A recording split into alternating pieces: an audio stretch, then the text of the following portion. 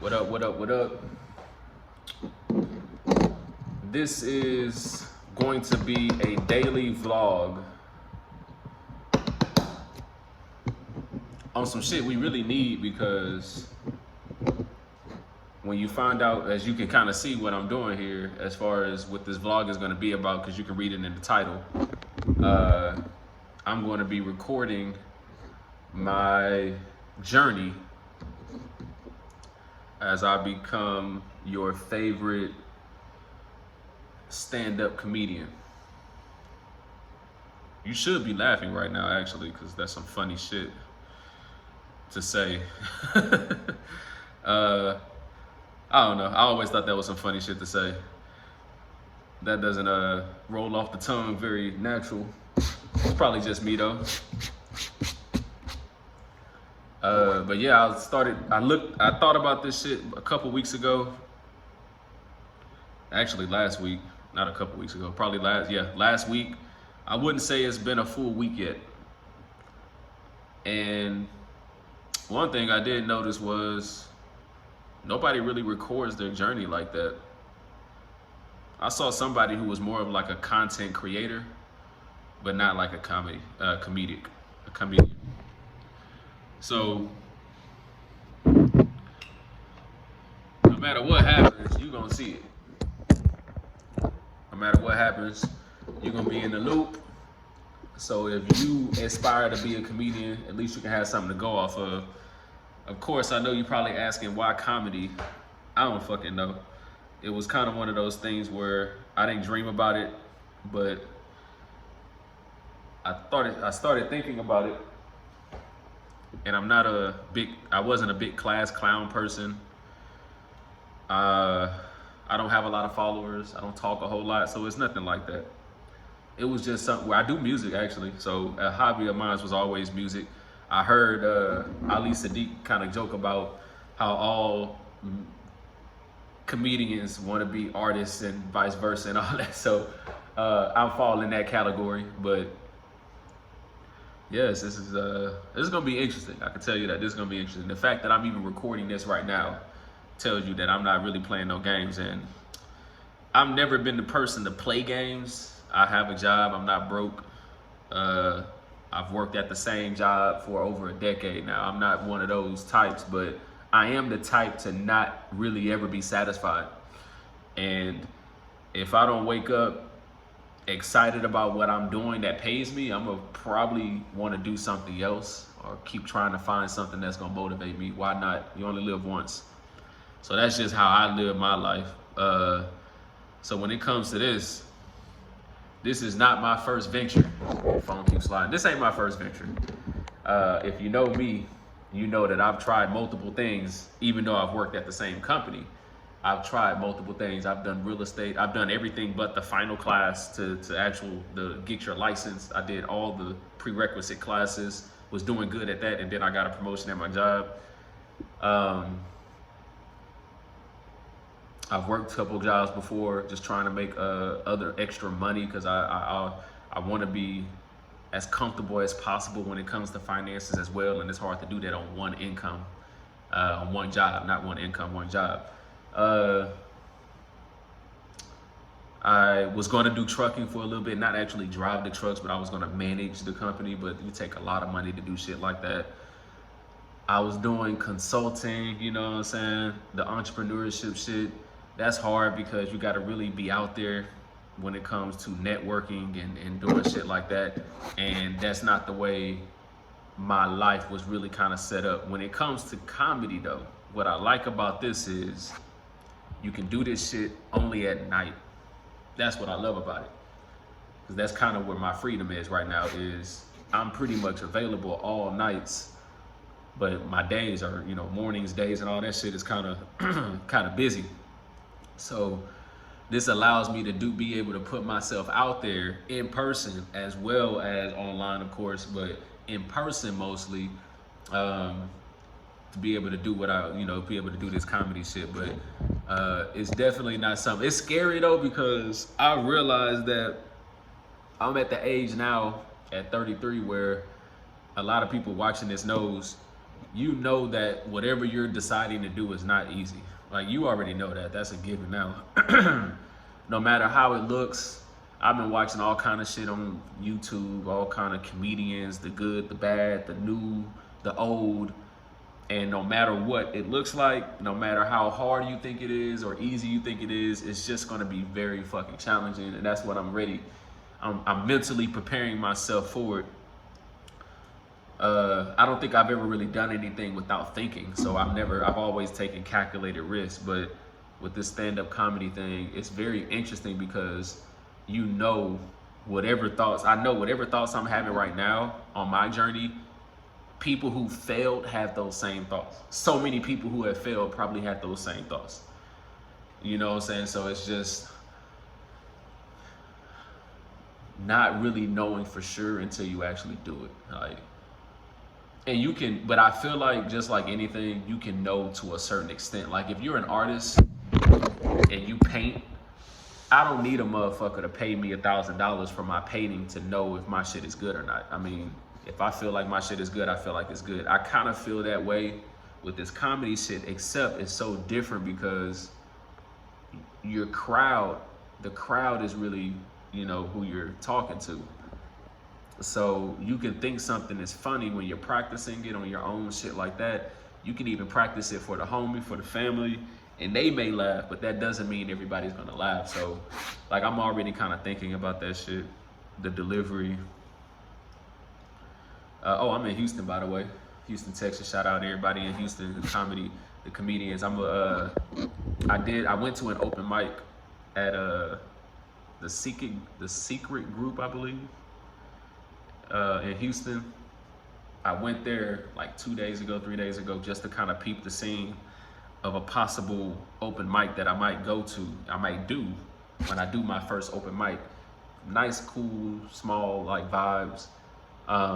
Not sure if I'll do that scene or not, but it was cool. But it was good to kind of see that. I don't know if anybody was brand new, but it looked like some of those comedians were new. They do about 10 minutes. So I know I need to have anywhere from about 5 to 10 minutes of material ready, you know, no matter what, if I'm going to do these open mics or anything. So I'm ready. I'm working on that. I've been working on a lot of shit. I need to, you know, find my papers. I'm gonna find that shit. I've been working on a lot of material though. Man, no matter what you do, especially if you know me, if you know Donavon Guidry. That's me.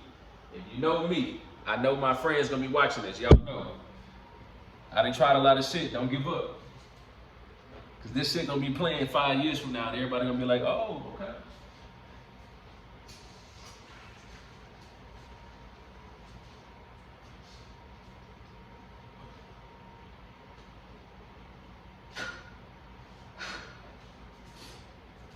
But I got some good shit, man. Some shit, man. And I know, you know, actually, I don't like to really talk about myself too much, but I know I make people laugh if I want to. I know that my natural personality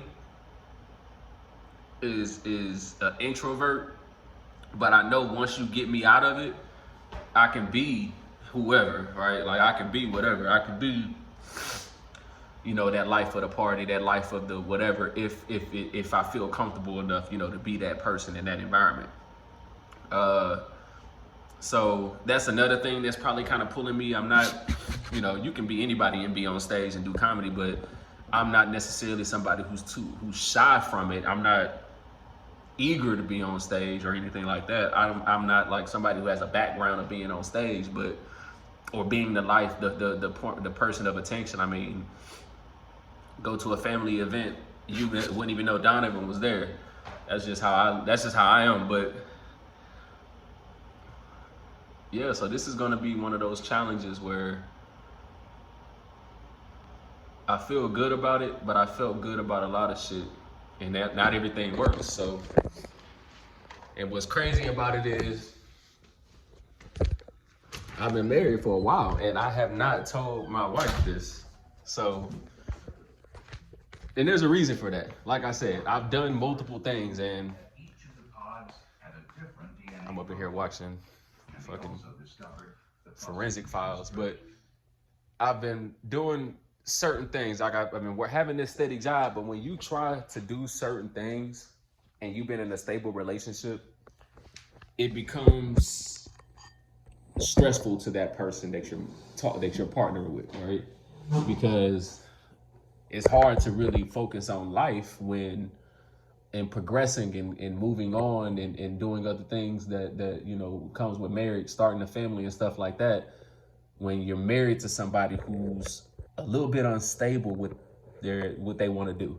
So even though I've had the same career, every time I try to do something else, in her mind, you know, it's like, okay, he's gonna try to do this. It's not like, oh my God, like nothing like that, but it's like, dang, I wish he finds whatever he's gonna do and stick with it, right? Nobody wants to be married with somebody who's always doing something different, and I get that. So I'm doing something different this time.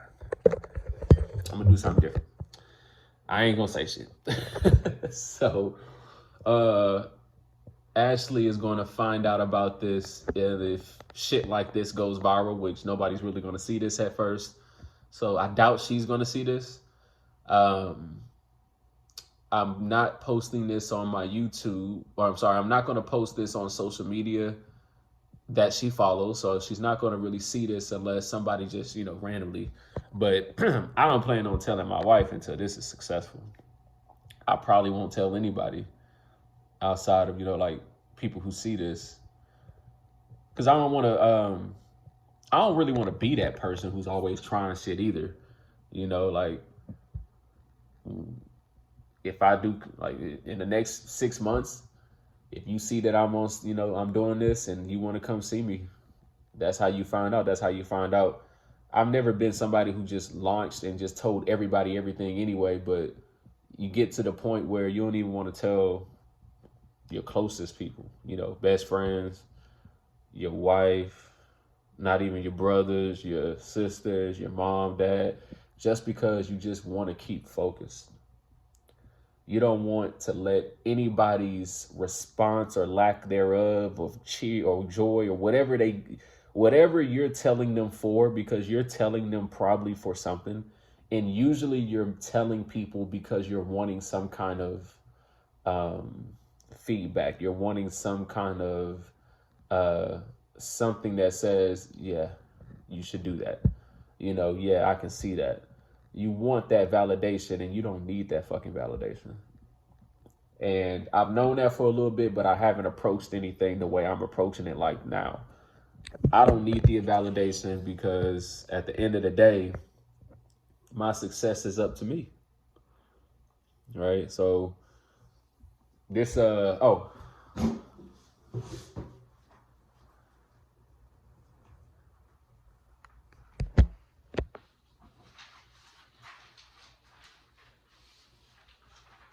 Man, I got so much stuff. I've been writing jokes. So for the last week, and I don't really know how to talk about my writing style, to be honest with you, because I don't know if I have a style. Like, I don't know I think something just kind of pops in my head. Usually you kind of start talking about shit you know, obviously. So you talk about things like in your life and shit you know just in your brain, and then you just try to think. And what I do is I kind of, like, I got so much shit right here. Hope y'all can see this.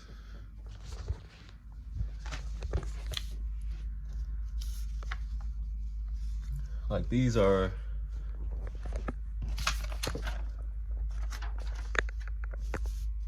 I got pages and pages of just, these were, of course, I typed these up on my phone, then I printed it, and then I realized I don't really like it on the paper. So I still use my phone for a lot of shit, but I feel like what's funny is I do a lot of research, and that's a part of my flaw. It's a good thing to prepare, but sometimes it's a bad thing to over prepare, because you start to, you know, you basically end up spending so much time preparing when you could have been just doing and learning off of it. But I like to be prepared. That's just me. I like to be confident in what I'm doing, and the more prepared I am, the more confident I am. So I be looking up shit, and I know right now I feel good about my material. I feel good about my jokes. I haven't remembered this shit yet, but I feel good about the stuff that I've created. But I also know that it takes more, right? It takes delivery. I'm gonna have to practice the shit out of this. But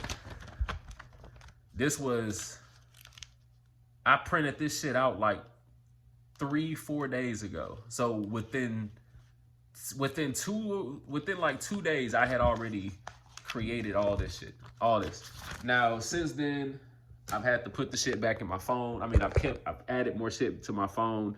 Now what I'm doing is I had to start doing, I went from like, I had like 35 like jokes, right? And you can call them joke story, whatever you want to call them. But like I had like 35 jokes because I separated them.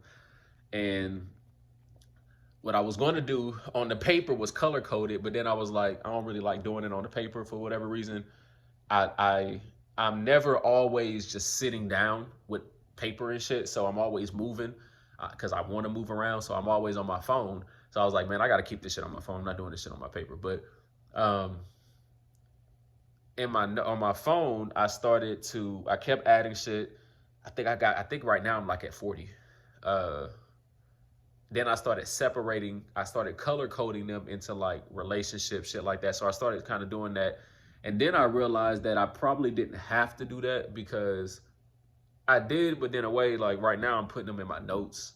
So right now I'm putting shit in my notes and I'm kind of getting it together. Like, okay, I'm going to take these 5 and I'm going to try to see if I can memorize these because I'm trying to put everything in like 5-minute, not 5 jokes, but like 5-minute to 10-minute segments. Trying to remember them like that. And because I want to make sure my shit is not like, I don't see myself going out there and just, hey, this guy has a funny head, ha ha, or saying like quick shit like that, like quick 10-second jokes and shit. Like my jokes are probably going to be, my punchlines are going to be like a minute long, so I need to get this shit down, and I need to get it down to where I can say that shit 5 to 10 different ways and it hits every fucking time. At least 2 times, 2 ways I need to do it. So I got some work on me, but what's crazy about it is I think, how can I go out there? Because I'm in sales right now. So when you're in sales, you got to be prepared, right? So when when I manage people, I'd be like, you have to be prepared before this call. Like, don't get on this call. You should almost know exactly how this call can go before you get on it. What they may say, what they may not say, how they may react, and how you should react, all that shit, right? So I look at this comedy shit the same way. Like, if I go out there unprepared means that I'm going out there like, oh, I just wrote some jokes and I just feel like I'm gonna just go out there and no matter what, it's just gonna work. Nah, because I gotta be prepared, because I gotta think how many people may be there. Is it white crowd, black crowd, whatever it may be, because the jokes that I'm telling gotta be diverse, as far as it gotta hit everybody. You gotta hit you gotta hit everybody. So I gotta be ready for that.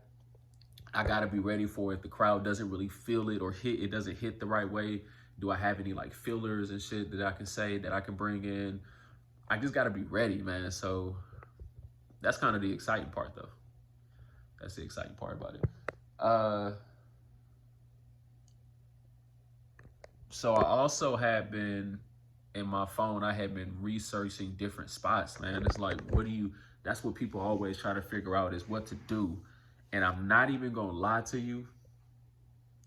I think I wonder if somebody's gonna see this one day and be like, man, you probably should have. But I didn't. I wanted to see if I could do something where I did a special. Sounds stupid, but not even a special, but like a special, a record. Because I keep hearing how, these comedians, they do records where they record basically their audio and put it on like an album or whatever. And you also have like your video special on YouTube, Netflix, all that shit. So people do specials and they can do the audio version and they put them on like a record. So I was like, man, what if I just recorded myself with no crowd and just, because even though you can hear the crowd in those audio recordings, like the crowd doesn't really affect the crowd. I was like, I don't think the crowd affects the person listening that much, but I don't know. Anyways, I was like, I was gonna do that shit, but then I was like, nah. I kept researching, and then I saw this video, and it was like, you cannot avoid open mic. And I don't even think that video had a ton of, it was like 500 views or something, but it hit me. But I haven't found anybody who hasn't done open mic who went straight into like a special or something like that. I'm not popular enough to just do some random shit like that, some off the wall shit that nobody does. Like, hey, here's my 40-minute special. Ain't nobody gonna watch it, right? But I feel like the part of that people will, because that's just how shit trends. So anyways, I think, that was where I was gonna go. But my plan right now is I need 5 to 10 minutes of good content, because I want to send it to improv, because I don't think improv does open mics. But I saw on their website that you can send them a 5 to 10 minute clip. They're always looking for talent, because I want to be in improv. I also was looking at going to Mo City.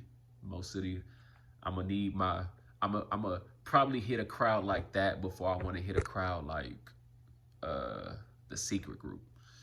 But yeah, man, that's what I'm excited about. I gotta get this shit down though. I got some good jokes in here, man. I'm gonna talk about that tomorrow. I'm gonna talk about what some of my jokes are.